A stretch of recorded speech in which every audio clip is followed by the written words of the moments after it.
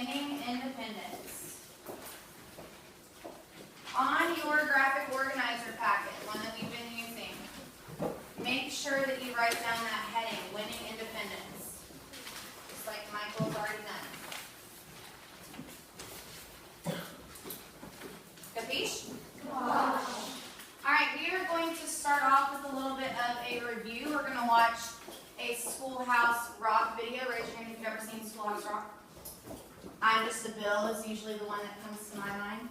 Okay, so we're going to watch one on the American Revolution, kind of just to remind us of some of those key events.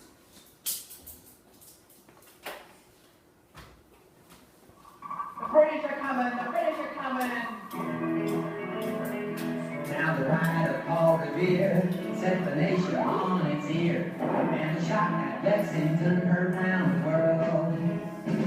When the British fired in the early dawn, the War of Independence had begun. The die was cast, the rebel flag unfurled, and on to Concord marched the foe to seize the arsenal. There you know, waking folks searching all around, till our militia stopped them in their tracks at the old North Bridge. We turned them back and chased those redcoats back to Boston town.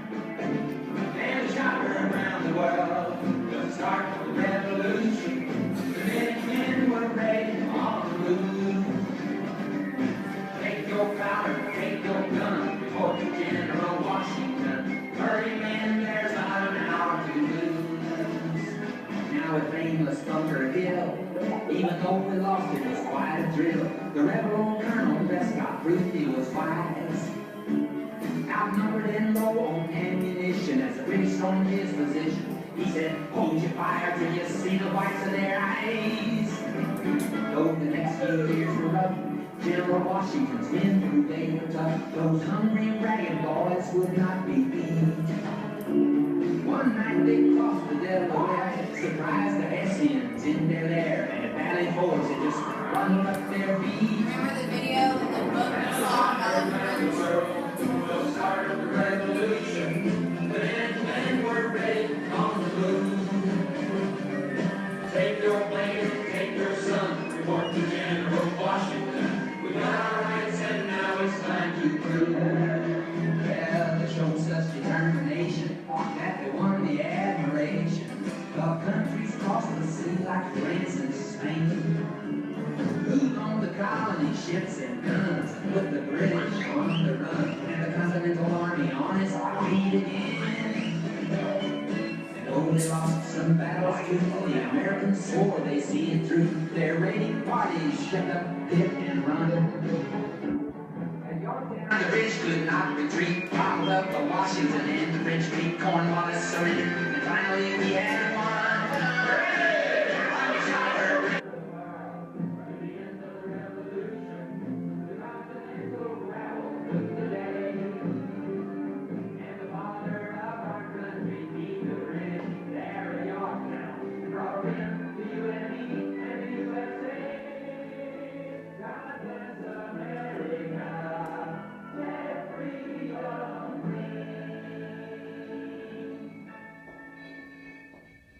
I remember watching these.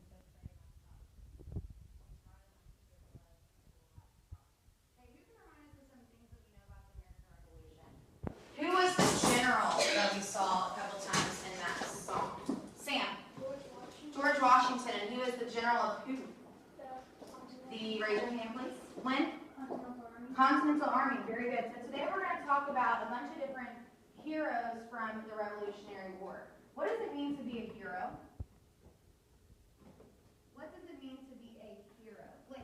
It's something like extraordinary that like sometimes people wouldn't really do. You did something that was extraordinary that most people probably wouldn't do. If you're a hero, what are you like?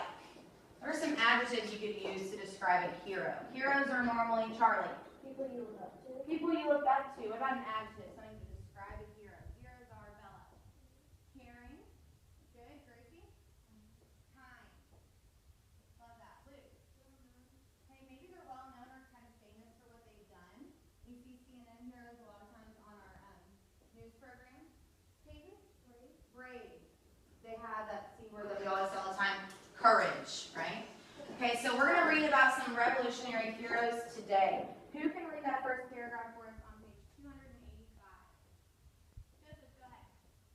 During the Revolutionary War, the Continental Army and Navy received help from many civilians, or people not in the military. Good. So we can call us, all of us are civilians, right? We're not involved within the military. Very good. Who can read to us about our first hero, Nathan Hale? He's on the board as well. Here, go ahead. Nathan Hale was a teacher who served as an American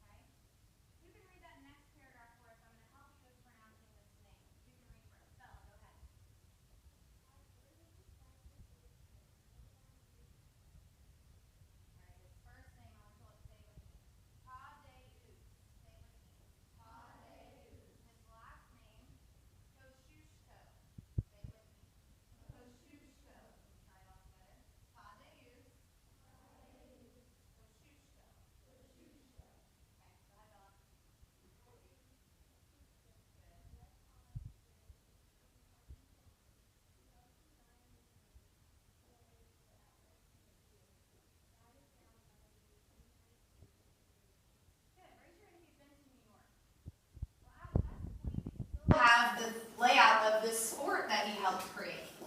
Okay? What was different about Thaddeus than these three other heroes? What's different about him? They're all heroes, but he did something the others didn't. Luke, what do you think? He designed plans for a fort. Okay, he designed plans for the fort, yes, but before that, it's mentioned in your text before that. Eva. That all the other three, they were actually in battle and they were on the battleground, but he just designed. Okay, so he wasn't necessarily on the battleground. Good, that's a good point. Peyton? He was from a different part of the world. Right, he was from Poland. He left his country to do these things. Okay, so that makes him a little bit special. What I want you guys to do with the people next to you, we just talked about these 4 revolutionary heroes. On your graphic organizer, I want you to list those heroes. And with a partner, I want you to decide why he or she was a hero. What did they do to be a hero? We just discussed that, but I want you to have that in your notes.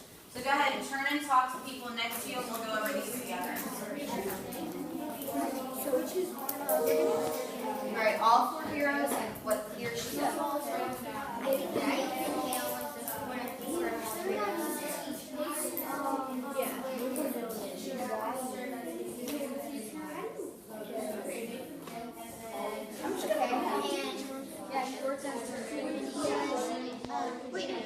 Joseph just had a great question. You'll notice on the board how I wrote Molly Pitcher. That's why I always remembered her and what she did. I don't care if you write down her either one of her names, okay, as long as you know one of them. So you can either write Mary McCauley or Molly Pitcher. Pitcher helps me remember what she did. Yes.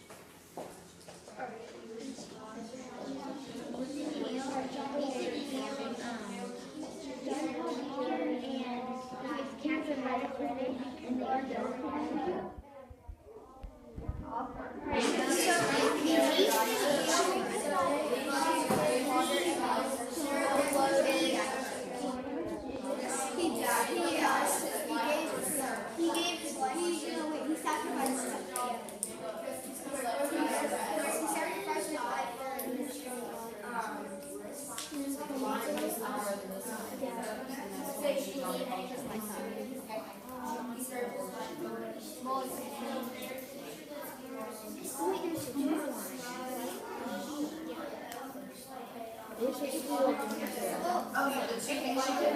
Yes. She was kind of heroic in 2 different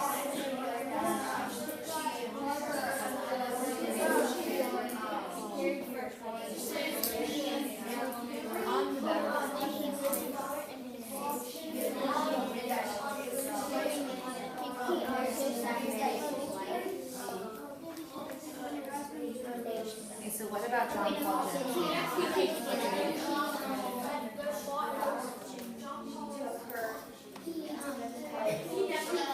What was he? Okay, so he was a Navy commander, and what did he do?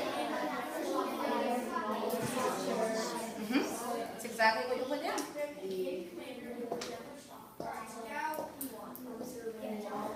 All right, got 1 more minute. We're going to go over these together in 1 minute. John Paul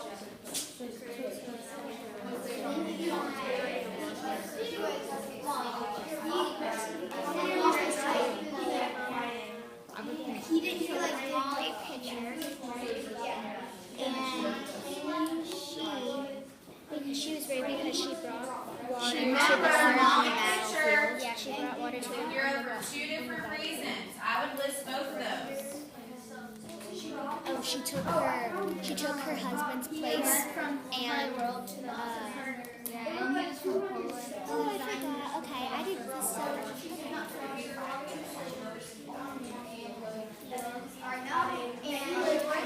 Took her husband's place. He left Poland to certify and then led size get in. Oh yes.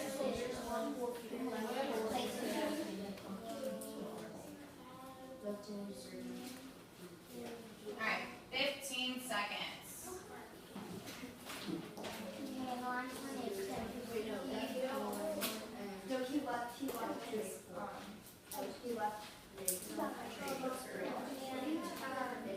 All right, 1, 2, 3, eyes on me, please. I want you guys to check your graphic organizer with what I have on the smartboard. Okay? So when we think about Nathan Hale, we remember that he was a teacher or a spy.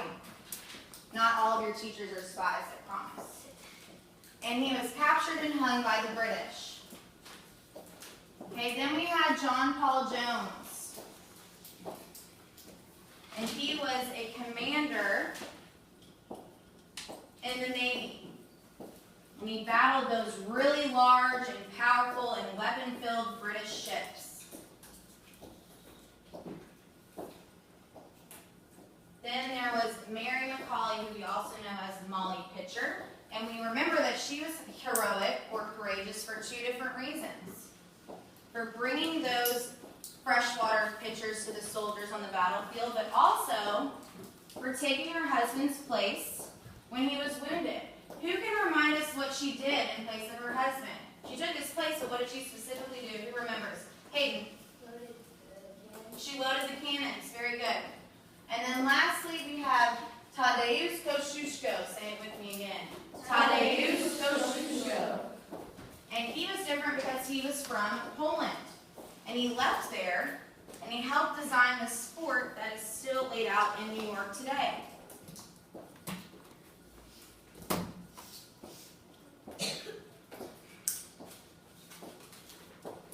Give you all a few seconds to finish copying this down, adding to your own notes.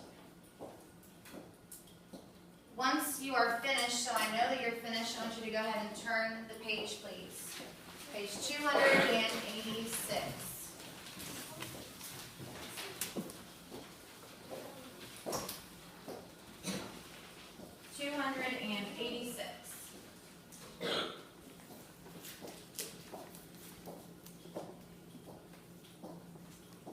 I want you to grab your iPad, please. We're going to look between 2 different maps while we're going over this section. The one in your book has some things, but it doesn't have everything I want you all to be able to see. So go ahead and open up your iPads, please. And there will be a map on there that mentions the battles of the American Revolution. Go ahead and pull that up, please. If you need help doing so, please raise your hand. It should be saved under your photos. See it? Please have your iPad out on your desk. So that I can see it, please. Okay, so we're kind of going to look between these 2 maps. You see the map on page 286? Okay, this one's a little bit more zoomed in and it talks about more battles. Okay, so we're going to kind of look between the 2 of these maps as we do this section. We're talking about how the war moves. Who can read for us that first paragraph? Madeline, thank you. Go ahead. When the British learned that the French were helping the Americans, they decided to move the fighting to the south. The British had already captured many important cities in the north. They now hoped to defeat the Americans in the south before French help could arrive. Good. So we're moving the war from where to where? We're moving the war from, Bella, where are we starting? In the North. right? We're moving from the north to the what pole? South. Okay? And you can kind of see when we talked about regions earlier this year, we're now looking at that southeast of the United States. Do you see that on your map? Okay, we see that coast. Good. You can read that next paragraph for us. Someone I have not heard from. Madeline. The British knew that many loyalists lived in the south. They hoped to get help from these colonists. British leaders also hoped to capture southern ports so they could receive supplies from British Navy ships. Inland fighting was much harder. The British lost several battles along the frontier, including the Battle of Vincennes, and what is now Vienna. Good. So we moved, and they wanted to capture these southern ports. Why would they want to capture southern ports? Not just the south, but southern ports. Why would you want to capture a southern port? Sam.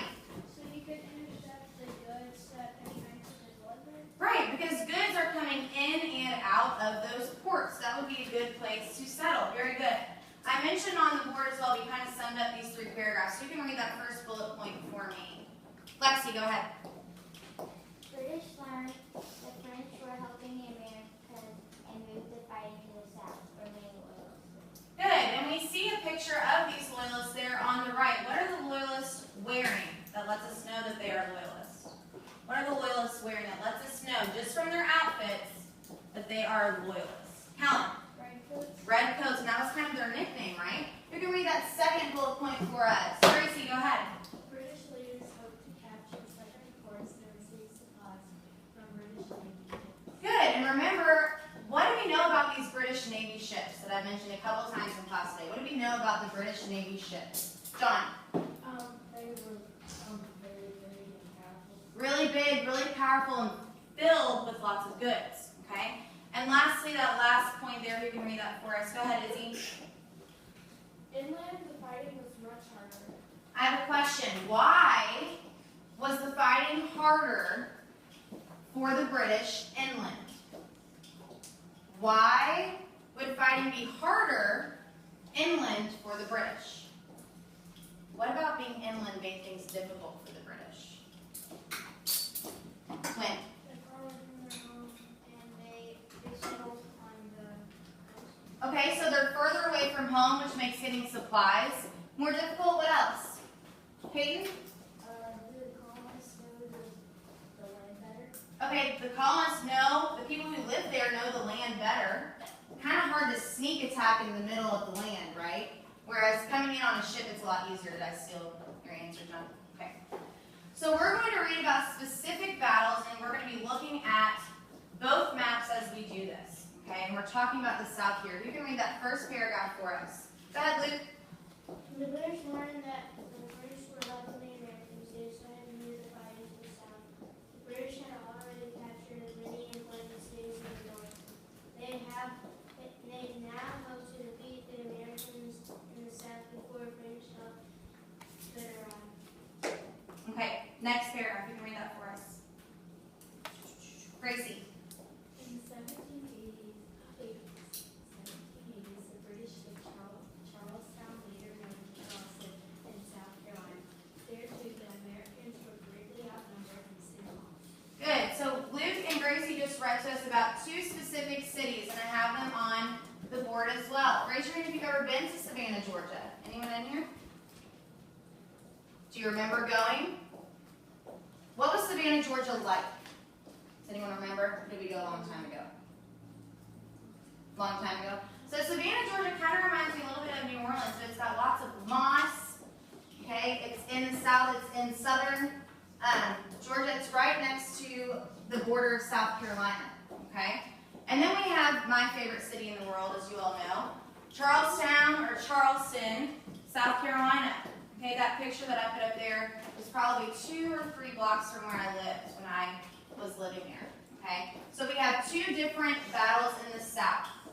I want you guys to look at your iPads for me, please. Okay, I want you to look at South Carolina and Georgia, kind of that border. And then I want you to look at the map in your textbook and find that same border.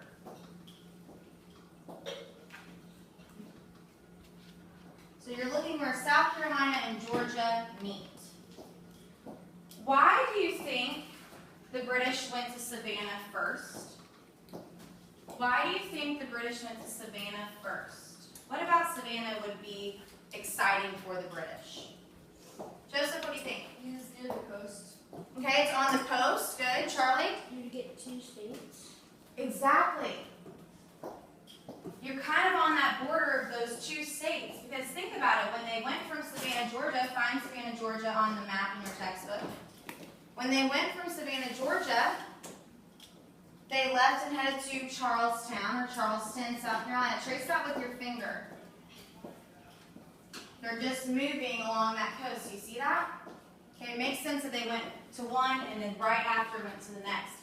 What I want you to do with your partner and the people near you. Okay, we just talked about 2 of the battles in the south from your graphic organizer. We just talked about 2 of them. I want you to list the 2 cities where those battles were. And with your partner, I want you to discuss what was the outcome of that battle. What happened after that battle? So go ahead and turn and talk and do that, please.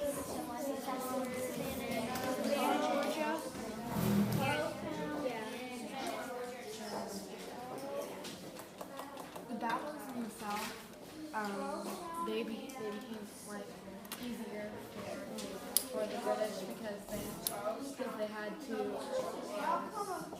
because it was on the border and there were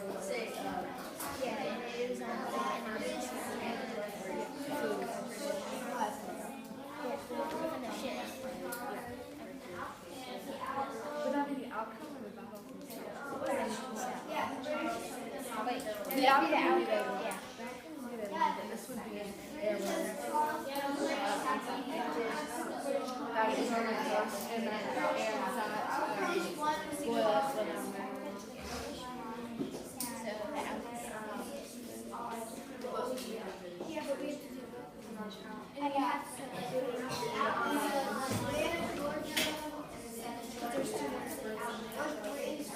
One more minute.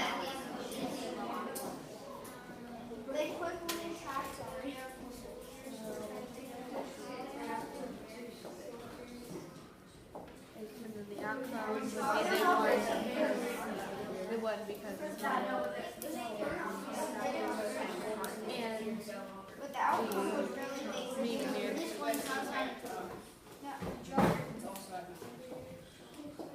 they won Savannah and Charleston. They won Savannah and Charlestown.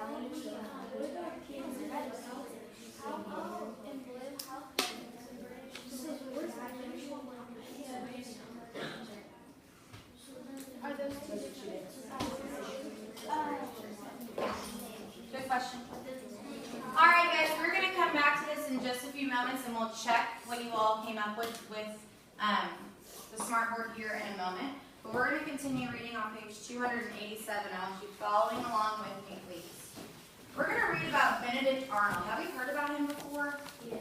What do we know about Benedict Arnold from before? What do we learn about him recently? When? Good. He helped the Americans, right? Well, we're about to learn how Benedict Arnold betrayed people. Isn't it funny that we talked about that at Mass today? Yeah. Okay, and when you betray someone, sometimes you become called a traitor, right? Someone who acts against his or her country. Or in Mass today, we talked about acting against his or her family or friend, right? So we're going to talk about betrayal here. I'm going to read this paragraph for us. Follow along, please. Early in 1781, Benedict Arnold, a former Continental Army officer, led British attacks on Virginia towns. Arnold had become a traitor, or someone who acts against his or her country. He betrayed his country because he felt that he had not been treated fairly by the army.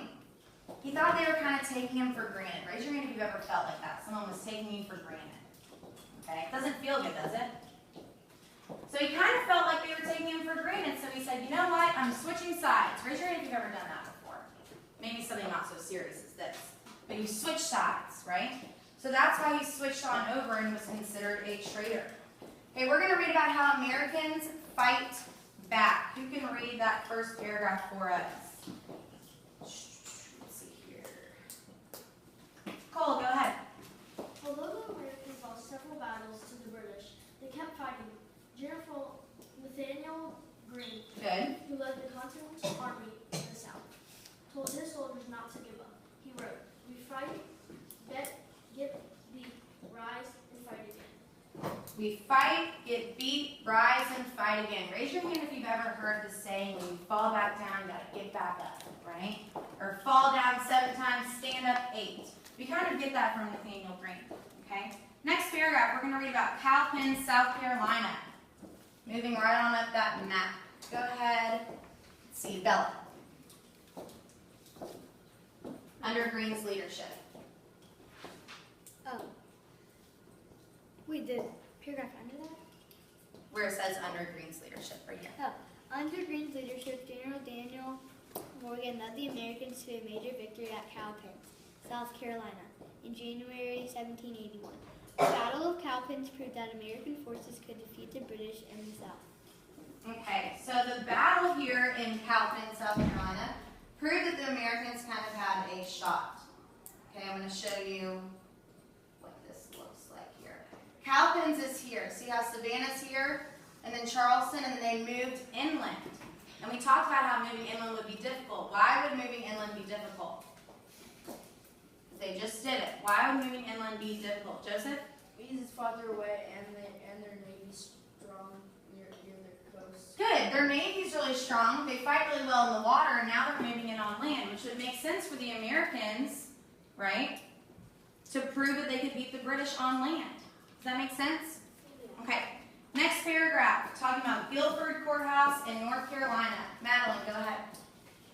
British Army then pushed into the North Carolina, where they battled American troops at Guilford Courthouse in March 1781. The British held the field but were terribly weakened by the battle. Both sides lost many soldiers in the fierce fighting. However, the British still could not win the war because no city or town was at heart of America. Good. I want you all to reread that paragraph on your own. And while you're reading it, I want you to think about who won this battle.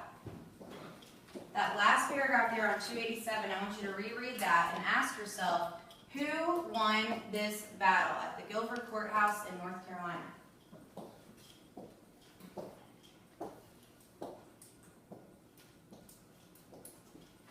Raise your hand if you think you know who won. Okay, Sam, who do you think won? America, You think America won. What makes you think that?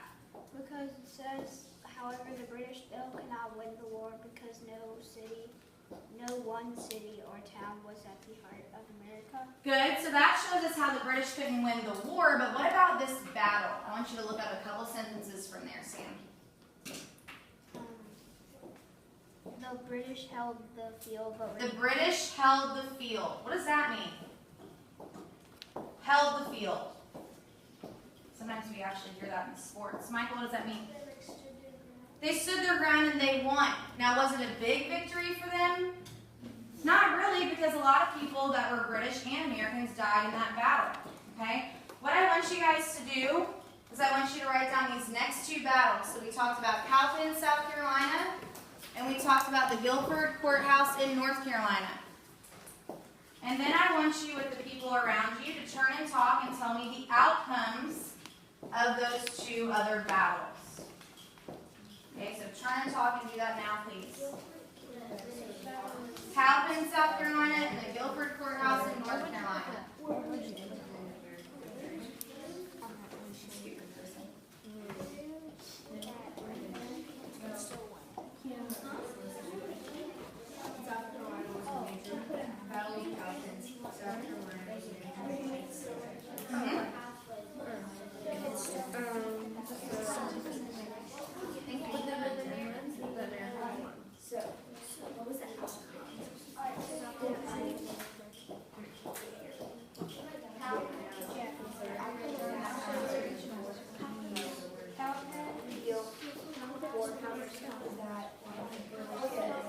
The Americans won the Cowpens battle and the British won You all, one more minute.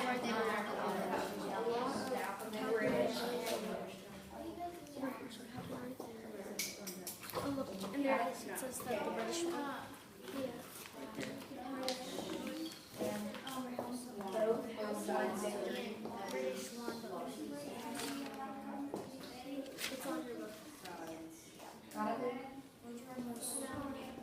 A few more seconds. Remember, we are going to go over these together.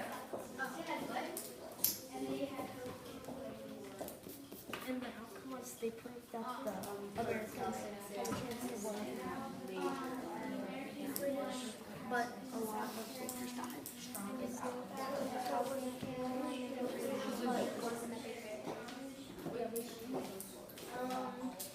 Once you are finished writing this down, I want you to turn the page. It's actually where we're going to stop today.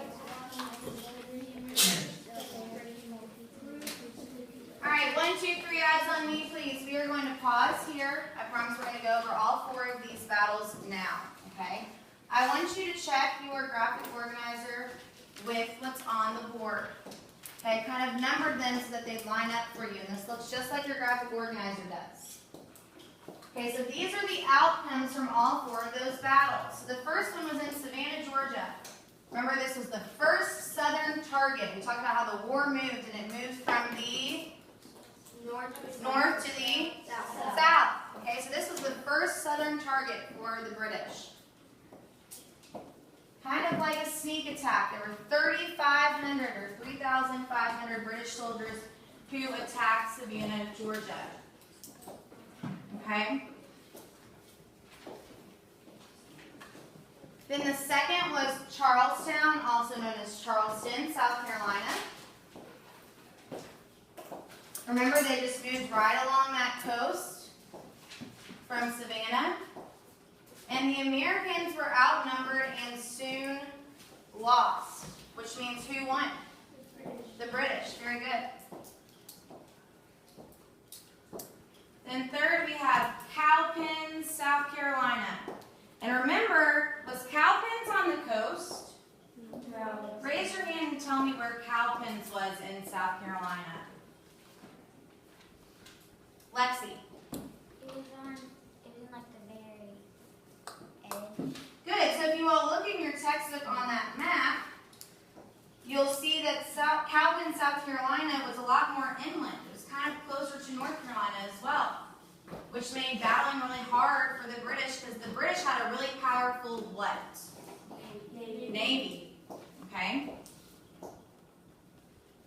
This was when American forces proved they could defeat the British.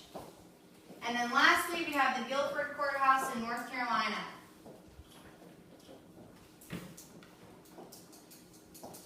And we talked about how Britain won, but they were weakened. They lost a lot of soldiers, and so did the Americans.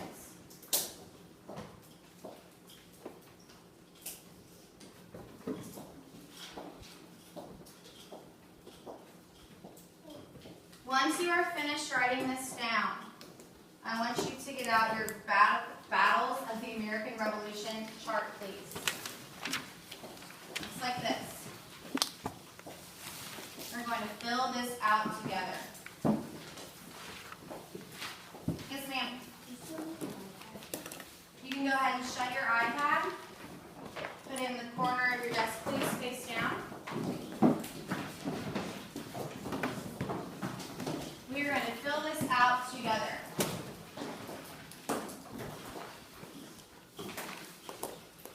We just talked about 4 battles, and you can use your graphic organizer to help you if you need to. What was the first of those 4 southern battles? What was the first one? Joseph? Savannah, Georgia. Savannah, Georgia. When we're talking about victories here, who won the battle at Savannah, Georgia? Who won the battle in Savannah, Georgia? Claire? The British. So in that British victory section that you have, you will write Savannah, Georgia.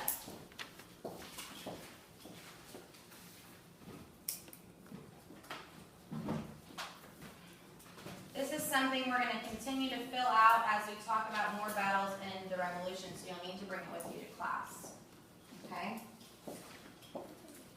Savannah, Georgia, the British won. That kind of sneak attack, right?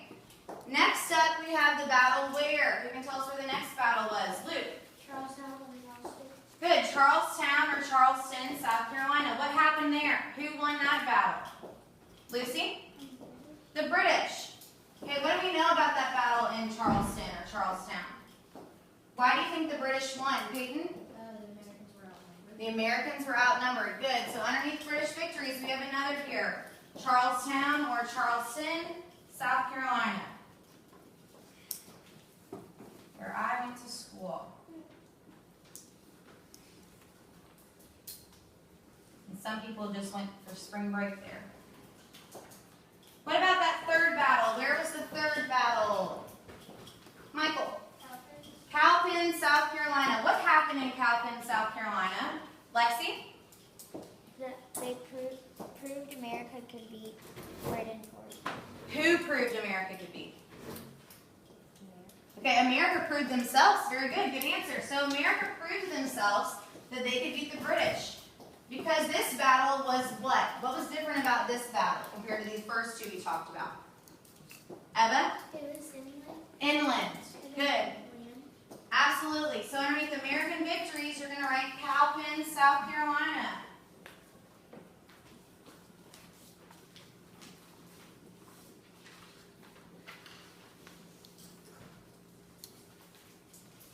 Then we have one more. What's our last battle? Bella. Guilford House, North Carolina. Good. The Guilford Courthouse. Good. In North Carolina. What happened there? What happened at the Guilford Courthouse in North Carolina? Gracie. Britain won, and they took heavy losses and lost. Good. So it was a battle with a lot of losses on both ends. But Britain, remember they said they held the field. And I know Michael said that means kind of standing your ground. So Britain won this battle. So you will add this to the British victories. We have the Guilford Courthouse.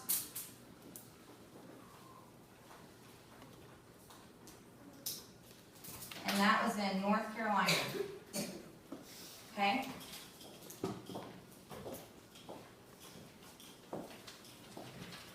Once you have all four of those battles placed on this chart, I want you to clear your desk, please.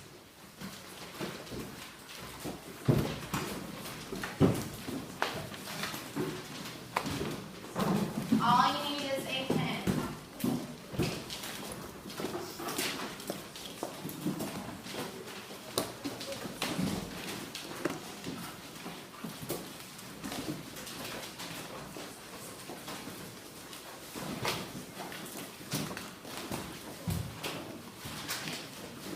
All you need is a pen. The directions for this are on the board. You're going to complete your exit slip. We've done these before. When you are finished, you can tell me where you're going to turn this in. Blake, The top of the desk. the top Green green bin. Very good. So go ahead and fill this out, please. Make sure your name is on it. And turn this in once you are finished.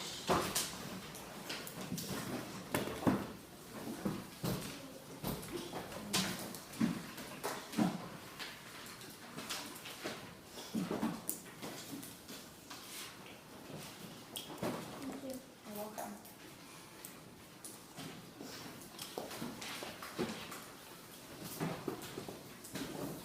You're not using anything to help you with this, just do your best. Once you're finished, you'll turn it into the top green bin.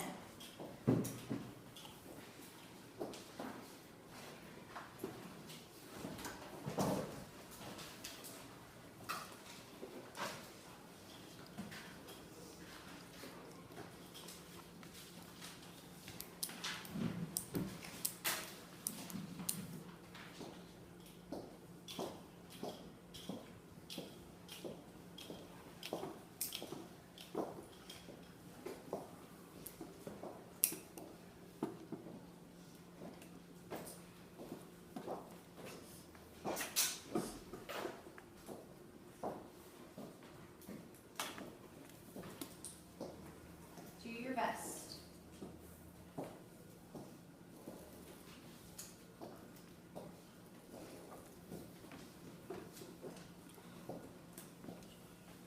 Remember, process of elimination. Do the ones that you know first. Context clues that you work on with Ms. Tice.